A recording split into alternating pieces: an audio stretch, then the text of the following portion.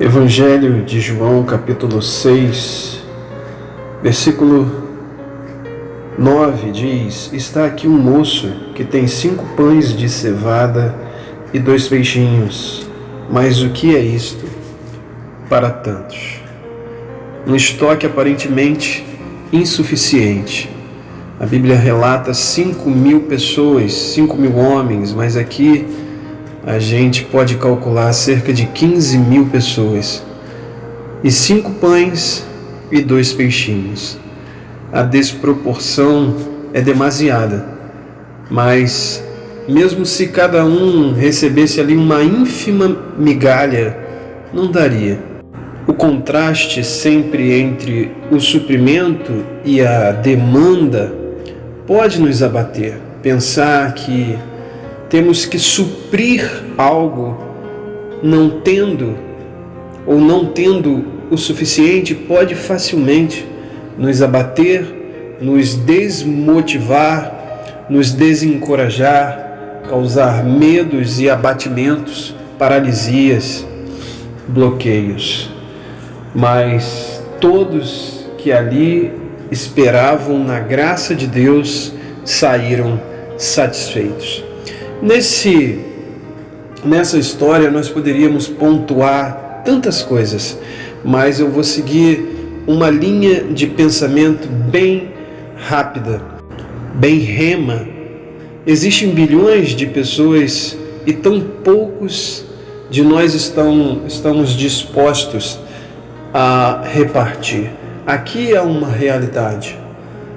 Primeiro, um jovem, não se sabe o nome, não sabe sua origem, apenas que ele está ali com 5 pães e 2 peixes. É apresentado provavelmente a André e ele diz: Senhor, está aqui este jovem que tem 5 pães e 2 peixes. Jesus manda ele trazer, ora, dá graças a Deus por aqueles elementos e ali acontece o milagre da multiplicação dos pães e dos peixes. Nós vemos uma característica neste jovem: a disposição, a vontade de repartir. Poucos de nós temos essa deliberação. Poucos de nós teriam essa coragem.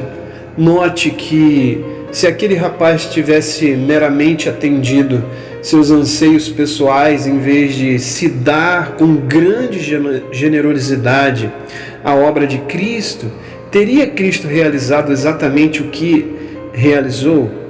Ao entregar a Cristo o que ele tinha, a Cristo realmente o que ele tinha, Deus operou um grande milagre e milhares de pessoas foram abençoadas. Essa é a linha de pensamento que eu quero te introduzir. Note, alguém poderia ter dito àquele jovem: olha, vá para casa, ou fique no seu canto e coma sua refeição, coma seu lanche, coma escondido, para que ninguém veja, porque senão você terá que repartir com todos. E simplesmente não há como, não dá. Mas ele não fez isso. Ele poderia ter se calado, ele poderia ter se omitido, ele poderia ter se escondido, mas ele não fez isso. Ele decidiu repartir, ele foi proativo, ele se mostrou, ele se apresentou. Você compreende o que eu estou falando? Eu ouço talvez vozes dizendo: não faça isso. Para que fazer isso agora? Primeiro, adquira o bastante. Não vai adiantar nada o pouco que você vai fazer. Adquire bastante, ganhe bastante suprimento. Primeiro se enriqueça, primeiro se farte e depois você reparta. Eu ouço vozes assim. Eu ouço vozes assim em inúmeras pessoas, eu ouço vozes assim nos meus ouvidos. Para que se dar? Para que se apresentar? Para que estar aí? Para que sofrer a pressão da exposição. Você não precisa. Simplesmente pega o que você tem, fica no seu canto e pare. Não tem necessidade. Mas é interessante que momentos antes Jesus questiona os seus discípulos como ele alimentaria aquela grande multidão.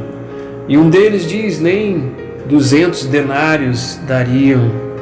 Veja, parece que Jesus está à procura de uma resposta. E o que acontece? A resposta é este jovem. Este jovem é a providência de Deus a milhares de pessoas. Mesmo com um estoque aparentemente insuficiente, você olha para si próprio e diz: o que eu tenho, o que eu posso fazer, o que eu sou, é exatamente você que Deus quer usar para abençoar o teu próximo. Eu tenho uma palavra para você, talvez um conselho para você e ao mesmo tempo para mim.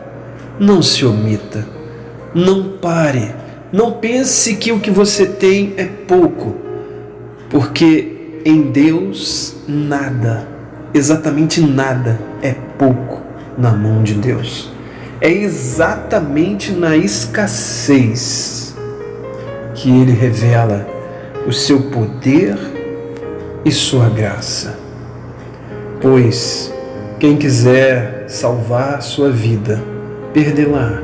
Mas quem perder sua vida por minha causa e do Evangelho, salvará. Marcos 8:35. Pense nisso. Que Deus te abençoe. Shalom.